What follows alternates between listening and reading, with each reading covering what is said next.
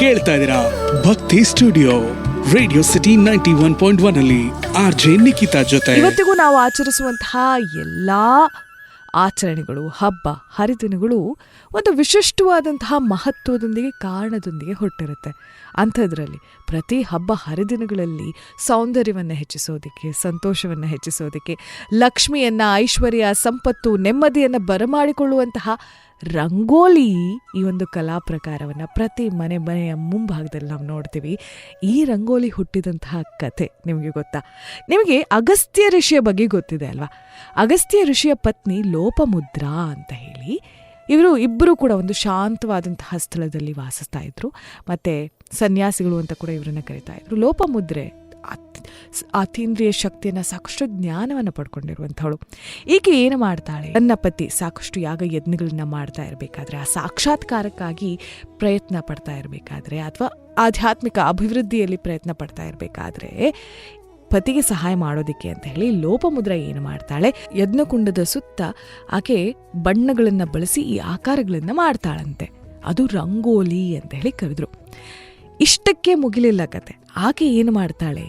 ಈ ರಂಗೋಲಿಯಲ್ಲಿ ಪಂಚಭೂತದ ಶಕ್ತಿಗಳನ್ನ ಅಂತ ಹೇಳಿದ್ರೆ ಆಕಾಶ, ಜಲ, ವಾಯು, ಭೂಮಿ, ಅಗ್ನಿ, ಈ ಎಲ್ಲ ಪಂಚಭೂತಗಳ ಶಕ್ತಿಯ ಆ ವರ್ಣವನ್ನ ಸ್ವಾಗತಿಸ್ತಾಳೆ. ಆ ವರ್ಣವನ್ನ ಈ ರಂಗೋಲಿಯಲ್ಲಿ ಆಹ್ವಾನಿಸ್ತಾಳಂತೆ. ಆಕೆ ಆಕಾಶದಿಂದ ನೀಲಿ ತತ್ವವನ್ನ, ನೀಲಿ ವರ್ಣವನ್ನ, ಇನ್ನು ನೀರಿನಿಂದ ಹಸಿರು ವರ್ಣವನ್ನ, ಇದಲ್ಲದೆ ಇನ್ನು ನೆಲದಿಂದ ಕಪ್ಪು ವರ್ಣವನ್ನು, ಮಣ್ಣಿನಿಂದ ಅಗ್ನಿಯಿಂದ ಕೆಂಪು ವರ್ಣವನ್ನು, ಮತ್ತು ವಾಯುವಿಂದ ಶ್ವೇತ ವರ್ಣವನ್ನು ಮೂಲತಃ ತೆಗೆದುಕೊಂಡು ಅದರ ಸಂಕೇತವಾಗಿಟ್ಟುಕೊಂಡು ಈ ರಂಗೋಲಿಯನ್ನು ಬಿಡಿಸ್ತಾಳಂತೆ. ಲೋಪಮುದ್ರ ಸುಂದರವಾಗಿರುವಂತಹ ರಂಗೋಲಿಯ ಆಕೃತಿಗಳನ್ನು, ವಿನ್ಯಾಸಗಳನ್ನು ಅಕ್ಕಿ ಹಿಟ್ಟು, ಹೂವು ಮತ್ತು ಕೆಲವು ಸ್ಪೈಸಸ್ಗಳನ್ನು ಬಳಸಿ ಈಕೆ ರಂಗೋಲಿಯನ್ನು ಬಿಡಿಸ್ತಾಳಂತೆ. ಇಲ್ಲಿಂದ ಪ್ರಾರಂಭವಾಯಿತು ಅಂತ ಹೇಳಿ ಹೇಳ್ತಾರೆ. ಅದಲ್ಲದೇ ಸೀತಾದೇವಿ ಶ್ರೀರಾಮನನ್ನ ಇಷ್ಟಪಡ್ತಾ ಇರಬೇಕಾದ್ರೆ ಅಕ್ಕಿ ಹಿಟ್ಟಿನಲ್ಲಿ ಸ್ವಲ್ಪ ನೀರನ್ನು ಬೆರೆಸಿ ಅದರಿಂದ ರಂಗೋಲಿಯನ್ನು ಬಿಡಿಸ್ತಾಳಂತೆ.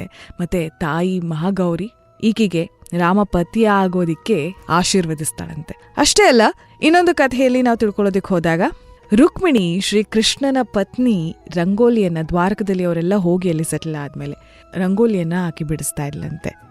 ಹಾಗಾಗಿ ಗುಜರಾತ್ನಲ್ಲಿ ರಂಗೋಲಿಯನ್ನ ಸಾತಿಯಾ ಅಂತ ಕೂಡ ಕರೀತಾರೆ. ಅಂತ ಹೇಳಿದ್ರೆ ರುಕ್ಮಿಣಿಯ ಸಂಗಾತಿ ಅಂತ ಹೇಳಿ. ನೋಡಿ, ಎಲ್ಲೆಲ್ಲೆಲ್ಲ ಎಷ್ಟು ವಿಚಾರಗಳನ್ನ ನಾವು ತಿಳ್ಕೊಳ್ತಾ ಹೋಗ್ತೀವಿ ಅಲ್ವಾ? ಕೇಳ್ತಾ ಇದ್ದೀರಾ ಭಕ್ತಿ ಸ್ಟುಡಿಯೋ ರೇಡಿಯೋ ಸಿಟಿ 91.1 ಅಲ್ಲಿ ಆರ್ಜೆ ನಿಖಿತಾ ಜೊತೆ.